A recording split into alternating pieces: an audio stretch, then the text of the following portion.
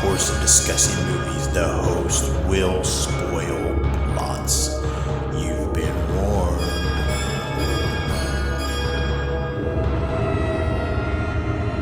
Listen to their screams.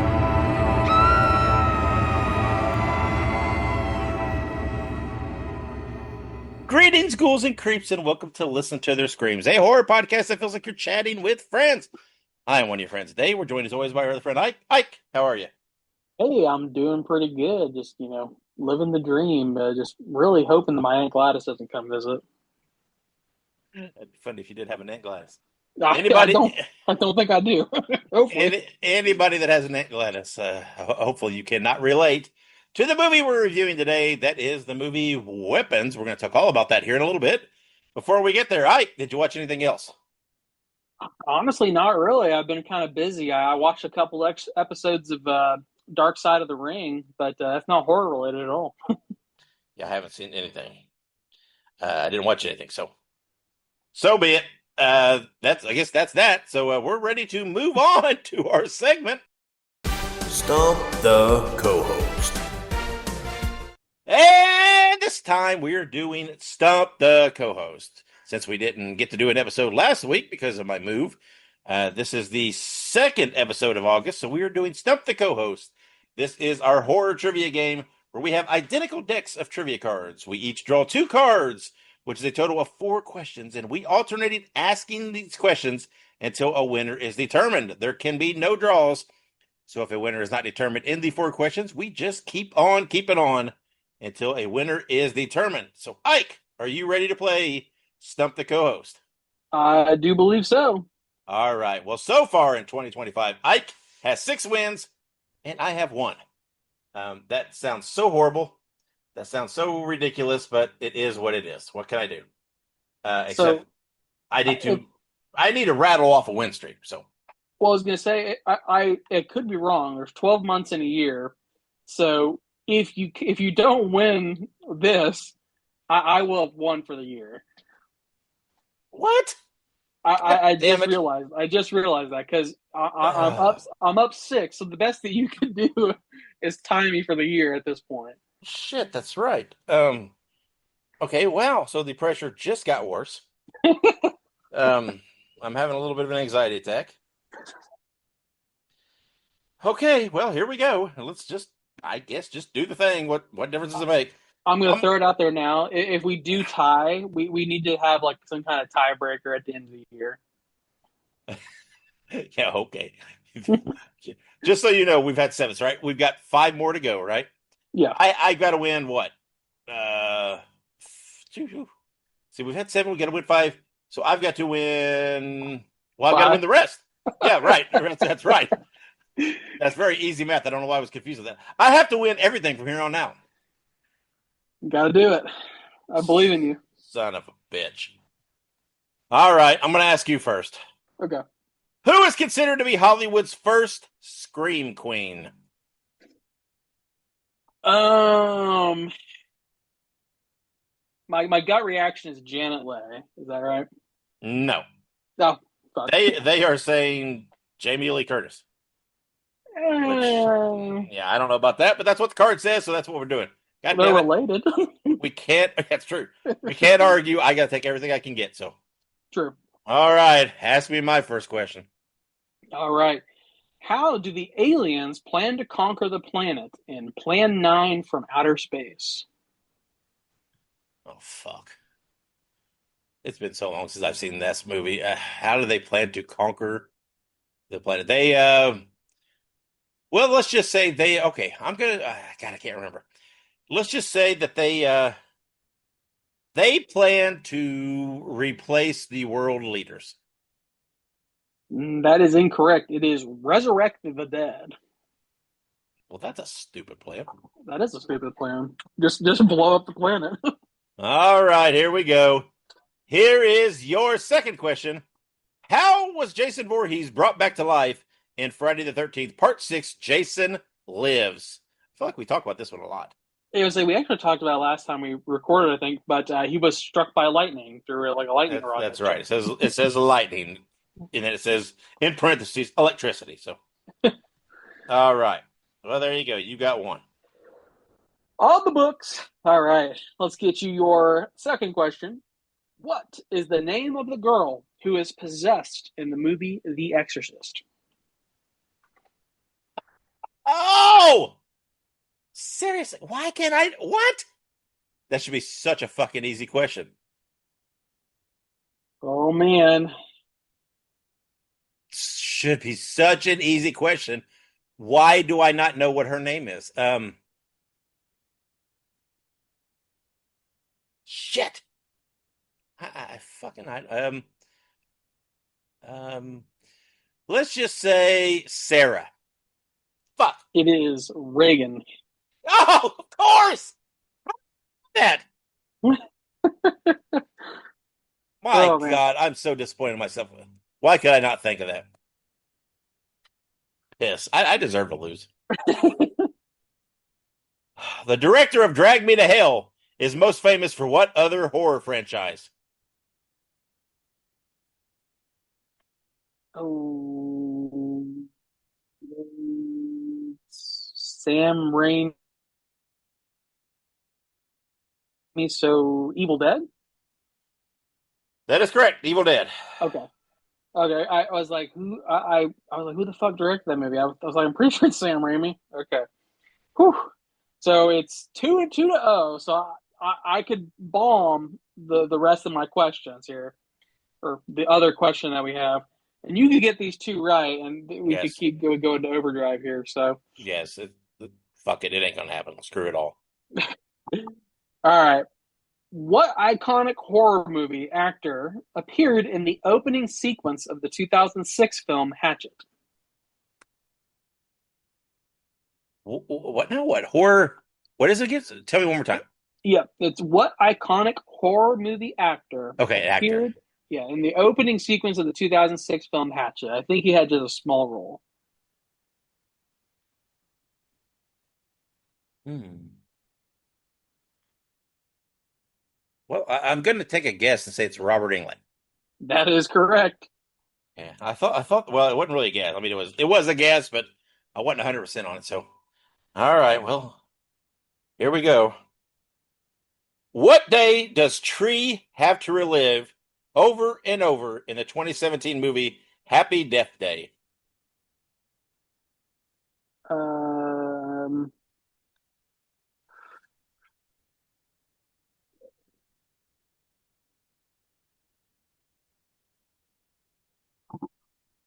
I just watched these movies. Me and Kayla just watched Happy Death Day and Happy Death Day to You. What the fuck? Is it her birthday? Well, oh, hmm. If it's not exact, don't give it to me. Okay, But well, what? that's not exact, but Okay, that's part of it. So gotcha. all right. Well, If it's not exact, don't give it to me. okay. Well, it says the day of her murder on her birthday. Oh, okay, yeah. That makes sense. I was thinking to myself, I was like, it's either the day she died or her birthday because it's her birthday, but I guess it's both. So Yes. fair enough. So Like I said, we I just gotta watched her get I movies. gotta get this one right to force that in overtime here. I feel like you will. I feel like you'll get this one. Yeah, don't say that. All right. What is the name of the main character in Pitch Black pardon me, who has surgically modified his eyes to allow him to see in the dark? Oh, well, I mean, I know the last. Is it just a one-word name? Yeah. Riddick. Yep, that is Okay, correct. okay. I was trying to think. Is there freaking more to that than Riddick? I don't. I I, mean, I'm sure he has a full like a first name, but Riddick is in fact what his name is. all right. Well, here we go. Then we're going into overtime, so I'm still alive. All right, here we go. Here is your first over whatever. So what do we do? Do we? Okay, we play until someone wins, right? Yeah, so we both have a card. So there's two questions on each card. So you'll ask me a question, and then I'll ask you a question. And then we, Okay. we read through the card to give like the equal chance of the card, unless of course like I get two right and you get none or something like that. So do we finish the whole card, or if like the first question, like if you got it right and I got it wrong, is that done? So we usually finish the card Okay. because we All right. can't reuse it. I couldn't remember. Okay, here we go. Be afraid. Be very afraid. Name the movie. We literally this was a question for you not too long ago, and you didn't know this, but it was a movie that you like, and I cannot remember what movie it is, so I have no idea. It is The Fly. Yes, it was The Fly, because I remember we had to look it up on IMDb, and it was listed on there as one of the taglines of the film. But even you were like, "Oh, I don't even remember that." Yes. All right. So here we go. All right. This 1982 film features an escaped mental patient with a drill who decides to crash a high school student's slumber party. Uh, is it Slumber Party Massacre? It sure is. Okay. That's a good one. I recently watched that one. It's Yeah, actually yeah, yeah. pretty It's a good. decent. I'm sitting here thinking, is it that obvious that it's? I mean, I'm like, am I missing? I don't know. It sounded. I was a little afraid. All right, here is your next question. To stay alive, if you miss this, I will somehow fucking win. Yep, you'll pull it off. Uh-oh. This time period's in your wheelhouse, though. Okay. What 2005 movie involves a group of friends who get trapped in a cave and encounter strange, bloodthirsty creatures? Okay, so there's actually two of these movies that came out around the same time that are the same thing. So I'm going to guess that it's The Descent. It is The Descent. Okay. So if you get this, you win. Correct. Holy All cow. right. Here we go. The Thing arrives at Outpost 31 in Antarctica disguised as what animal? Uh, Fucking, this should be so easy. Uh, Man, my gut. Do I go by my gut instinct? Do I go by the gut instinct? I'm gonna say dog. That is correct. Woo! I see. I wanted to overthink it. I thought, oh, is that right? Is that right? That was like the immediate thing that popped in my mind. I'm like, oh, but I was so overthinking it. Fact A. Holy shit! So, okay, so I've one down, four to go. I'm gonna laugh my ass off if you somehow pull this off.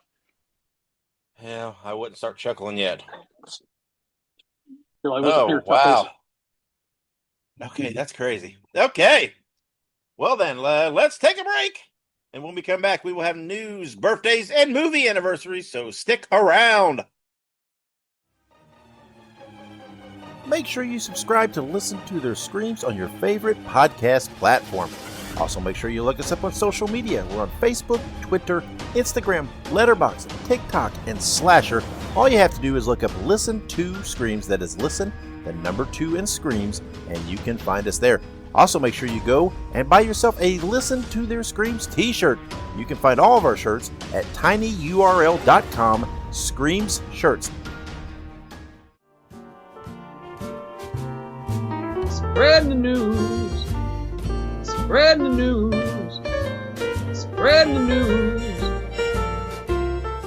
And welcome back with the news. All right. Warner Brothers is considering doing a Weapons prequel movie, which is wild. The movie just came out, but it's going to be potentially based on the Aunt Gladys character. So we won't talk about it too much, but the Aunt Gladys character was a hell of a character, and I personally would love to see a prequel movie about Aunt Gladys. Yeah, we'll get a little bit more into the why this is being discussed here in a bit. It'll be kind of obvious when we get to our review. But yeah, we're not going to say any more. But if you've not seen the movie, yeah, you just need to see it so you can get the full effect of Aunt Gladys and why they want to do a prequel movie based on her. Yeah, absolutely. So really cool shit. So we'll talk about that here in a little bit, but we're going to jump to Richard Stanley is going to write Winnie the Pooh Blood and Honey 3, and producer Scott Chambers is going to direct the movie, which is set to begin shooting in early 2026.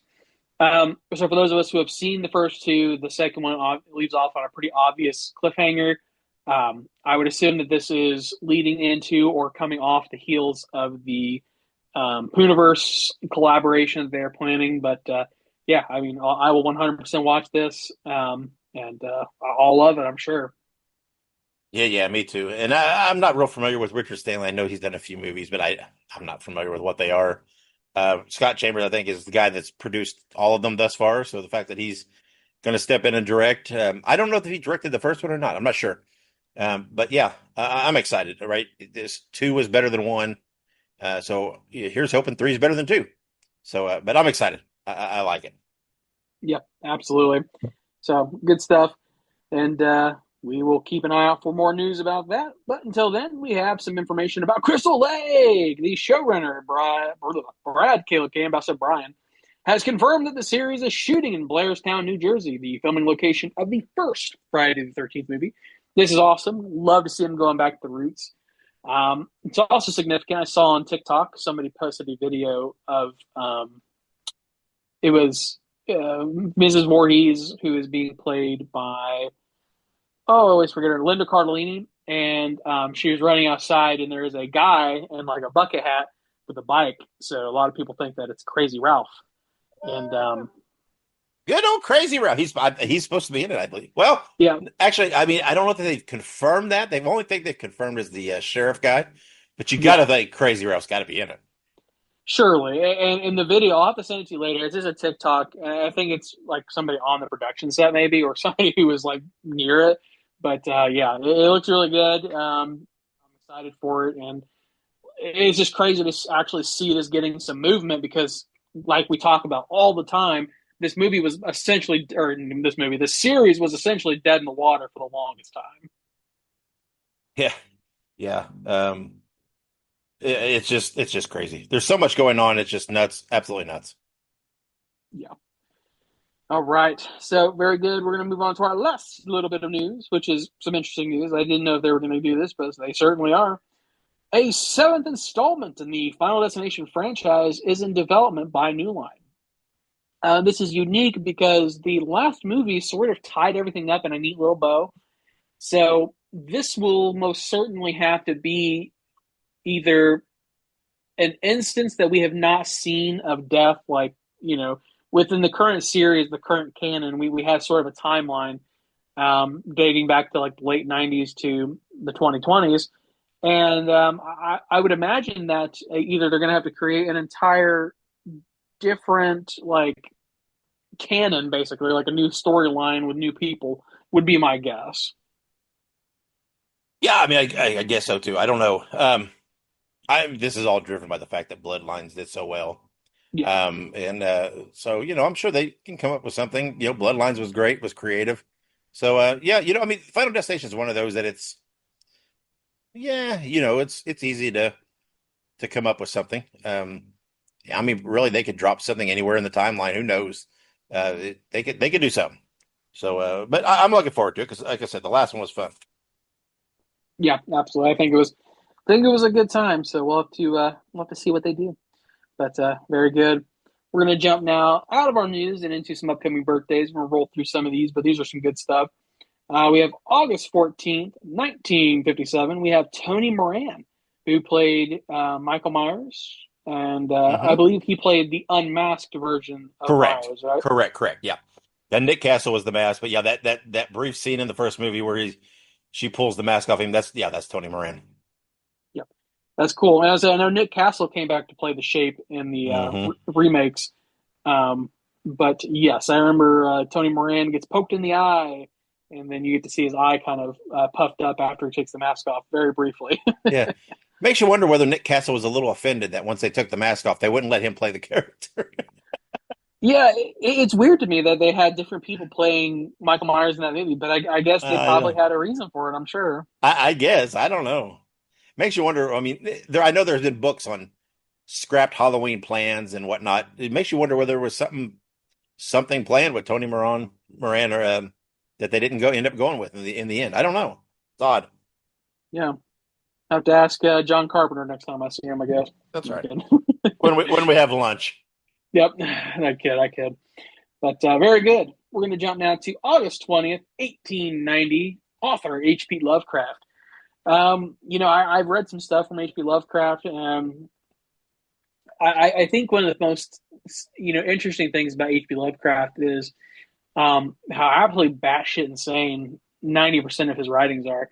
And he's created sort of Lovecraftian universe where it sort of blurs the line between like mysticism and like archaic gods and stuff like that, and it's unique. And a lot of it's kind of weird, there's like Cthulhu, for instance, being like a more minor deity in the universe. But he's intense, he's massive. But then like there's this idea of the HP Lovecraft universe where like all of the universe is just the dream of like a weird god, and as soon as he wakes up, we all just disappear. So like it's I don't know what he was smoking, but I need some of it. Yeah, he's probably on cocaine. Probably. I mean, back in that day, everybody was on cocaine. So, They're like, you got ghosts in your blood. Do cocaine about that. I mean, if you read Sherlock Holmes book stories, he did cocaine to help him calm his mind and focus. So, yeah, he was probably on cocaine. I don't know. That's Very creative dude, though, one way or another. very true. Very true. But happy birthday to Lovecraft. And we're going to jump now to August 20th, 1962. James Marsters, who played Spike in Buffy the Vampire Slayer. He's done some other stuff, of course. I think he was in something I have seen. I've seen Buffy, but he was in something else that. Oh, he was in the horrible Dragon Ball Evolution movie from 2009. He played Piccolo, and he was so embarrassed by his performance in that movie. He literally came back years later to do voice acting for another character. He did it completely free. That is how embarrassed he was about that initial interaction. But no, he's great. I love James Marsters. Yeah, he was also in an episode of Supernatural. Yes, he was. Yeah, but blew my mind. It blew my mind when I discovered he was not truly British. One of those guys, it's like all those years of playing Spike with that British accent. I just thought he was British, but nope, he's not. But yeah, I mean, Spike's one of the best characters from Buffy, so super great. He's a cool dude. Very cool. So happy birthday to James. And last but not least, August 20th, 1974, Misha Collins, known for his role as Castiel in Supernatural. Misha Collins has done a lot of stuff, but very specifically, Supernatural, I would venture to guess, is what he's most known for. Of course. Castiel is such an iconic character, truly.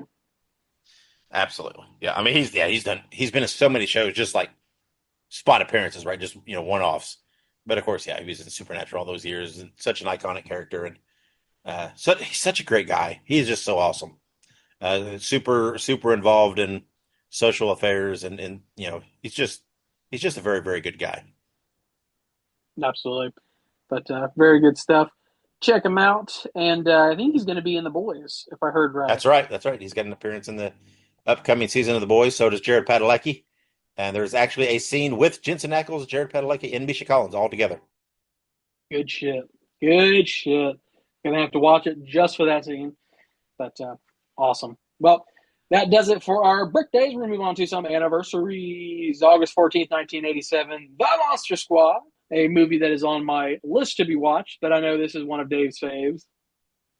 Yeah, you still haven't watched that? Come on. I haven't. This one and the next one are both on my list that I haven't yet watched. Well, Monster Squad's best watched around Halloween. It's a very fun, it's a Halloweeny movie to me. Just that, I don't know, it's what it always strikes me as. So, but it's a fun movie.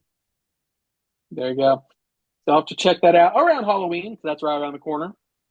And literally a day later, or a year before and a day before, a year before and a day later, my bad, just had a stroke. August 15th, 1986, The Fly, another movie I've not yet seen. We literally just talked about it a little earlier during trivia. And I'll have to check that out too. It's on my list. Yeah. One of the better, it's a remake, but it's so good. Still, one of those movies, man, still makes me squirm with the transformation scenes. Just, oh, it's so great. I love some good body horror, so I'll have to check that out. And we're going to jump now to August 15th, 2003, Freddy versus Jason. Freddy versus Jason, it's one of those great movies. And I actually recently watched a little YouTube video that kind of talked about what, the sort of exploration that they're building up to with the Friday 13th films. Because then Friday 13th, Jason Goes to Hell. At the end of the movie, Freddy Krueger reaches up and pulls his mask into the ground. Yep. And in the movie itself, there is a copy of the Book of the Dead from Evil Dead. Mm-hmm. Yep. And the dagger that they used to kill Jason is really called a Kandarian dagger. So there was planned a Freddy versus Jason movie that would lead into a Freddy versus Jason versus Ash from the Evil Dead movie. But they simply just could not get it put together, which a lot of people blame New Line Cinema because they wanted to kill Ash. And Sam Raimi said, absolutely not, which I don't blame him. It's kind of his shtick. Ash just simply doesn't die. That's right. So anyways, I watched a video about that, and I think it would have been great had they been able to follow through on that. Yeah. Yeah, they had all kinds of things they wanted to do, just didn't transpire. The movie, I don't know. It's okay. I think it's a little bit of a letdown, but I don't know what they could do, right? I mean, it's one of those things you build up in your head. It's always going to feel disappointing, I think. I don't think it could be what you wanted. Absolutely. It could have been, but unfortunately it is not. But Freddy vs. Jason is a fun little movie to watch if you want to go check it out. Moving on to August 1985, Return of the Living Dead.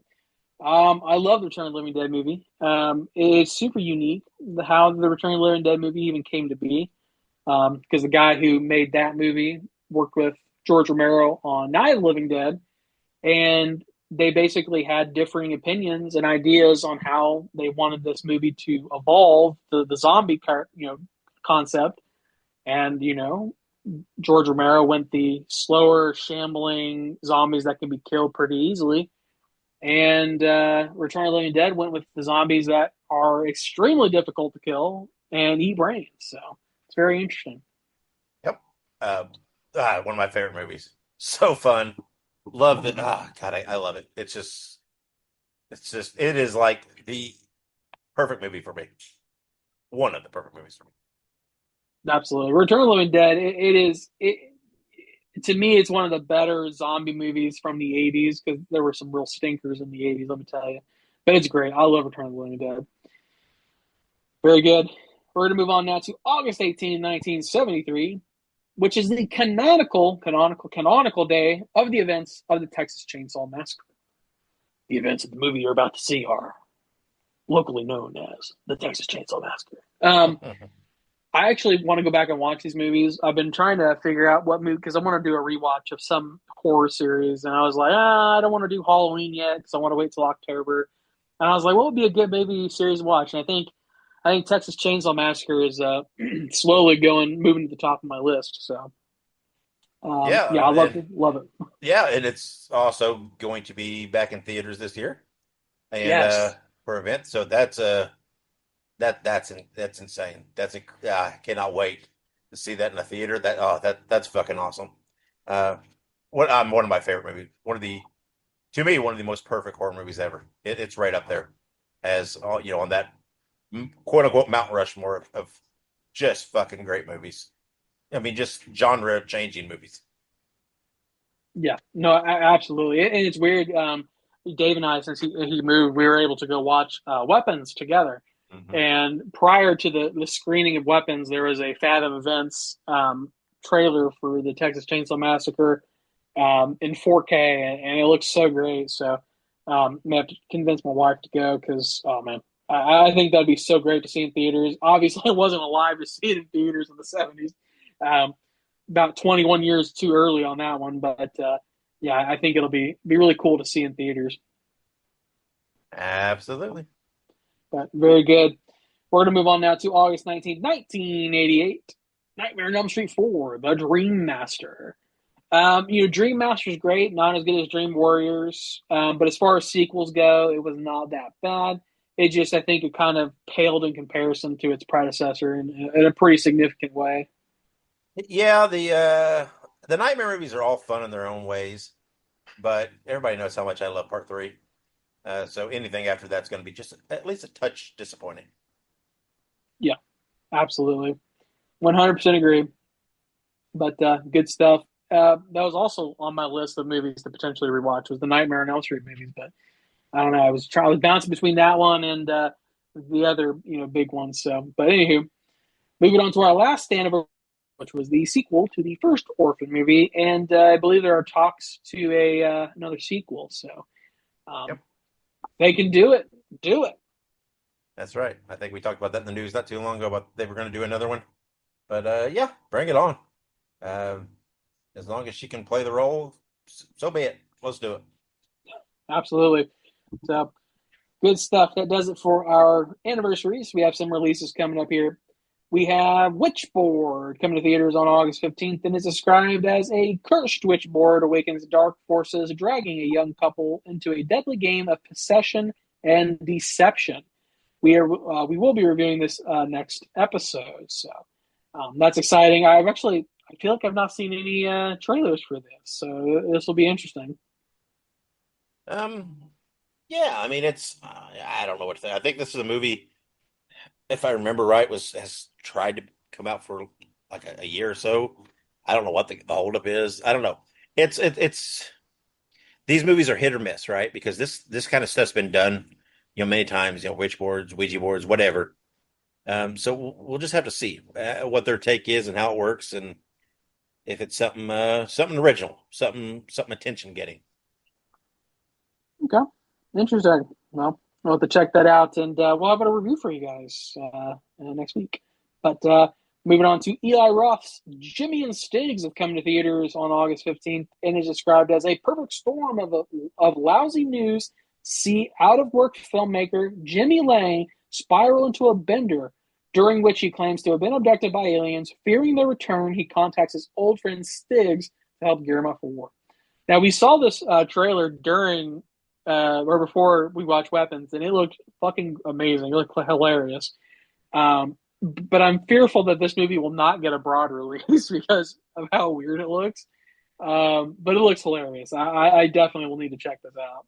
Yeah, well, yeah, I don't know how broad the release is. I can tell you that I have looked. It is going to be in the theater we went and saw Weapons in.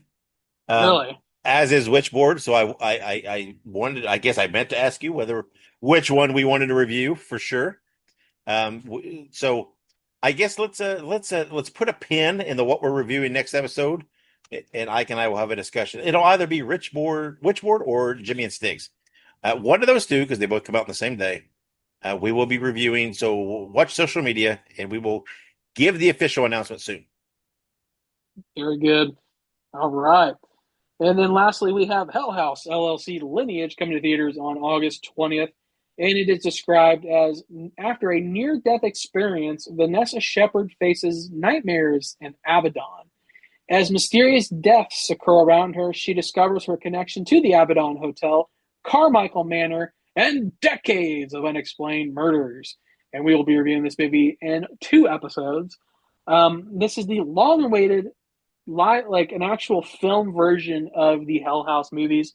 We've had a bunch of found footage style movies up to this point. So this is complete format change for the series. And it's exciting because I think they're going to do a really good job with this. And I think this is sort of going to cap off the series in some way. So I'm super excited for this movie. Yeah, me too. I love the Hell House movies, and this is the first one to go to theaters, and this is the first one, right? Not done completely found footage, or not done in that style, I guess. So I'm curious to see how they do it, and I bet I've really enjoyed all the others. So yeah, I'm super excited to see one in a theater. Yeah, absolutely. So we'll have to check this out, and we'll let you know what our official review is in a couple of weeks. So for now, that will do it for our news, birthdays, anniversaries, and upcoming releases. We're going to take a quick break, and when we come back, we'll have our official review of Weapons. Hey, Bruiser buddies. I want you to listen to Wrestling Nostalgia with Dave Dynasty.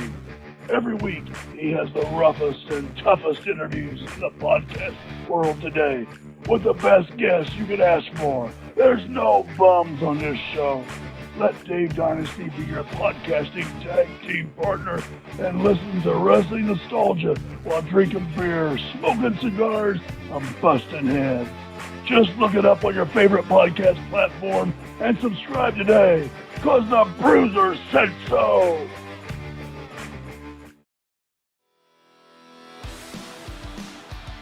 Hey ho, everybody. Subscribe to the Pinhead Pod, the Ramones fan podcast bringing you interviews, news, deep dives, and much more. Look it up on your favorite podcast platform. That is Pinhead Pod. All right, and welcome back to Listen to Their Screams. It is review time, and we are reviewing Weapons. The movie was written and directed by Zach Krieger, starring Julie Garner, Josh Brolin, Alden Ehrenreich, and others. It was released August 8th in theaters, and it's still in theaters now.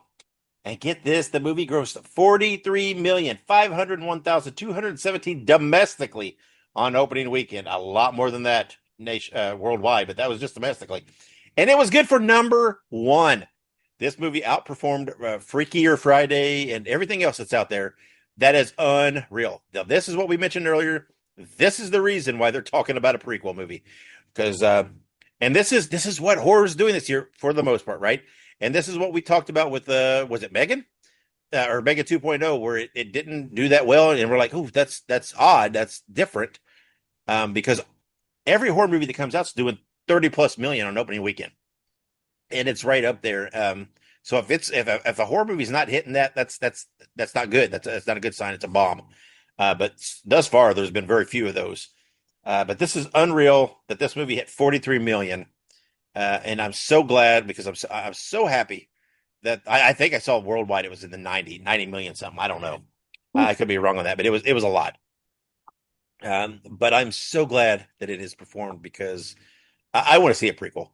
Because let me just say, I mean, we could let's just skip, just cut to the chase here. I don't recall